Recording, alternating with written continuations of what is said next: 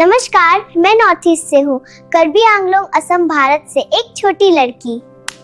आज मैं दिल से एक बात कहना चाहती हूँ और चाहती हूँ कि ये संदेश पूरे भारत तक पहुँचे। हम सब एक ही देश के लोग हैं, फिर भी आजकल सोशल मीडिया और असल जिंदगी में अपनी भाई बहनों के बीच इतनी नफरत क्यों बढ़ रही है? क्या नॉर्थ ईस्ट के लोग भारतीय नहीं हैं? क्या दिल्ली, मुंबई या दूसरे शहरों में रहने वाले सिर्फ भारतीय हैं? हम भी इसी देश की मिट्टी में जन्मे हैं। हमारी पहचान अलग हो सकती है।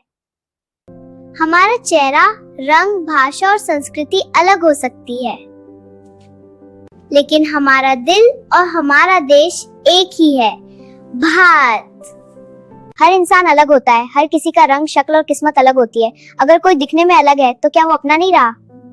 क्यों नॉर्थ ईस्ट के लोगों को विदेशी समझाता है? क्यों हमें गंदी बातें सुननी पड़ती हैं? क्यों सिर्फ अलग दिखने की वजह से नफरत मिलती है?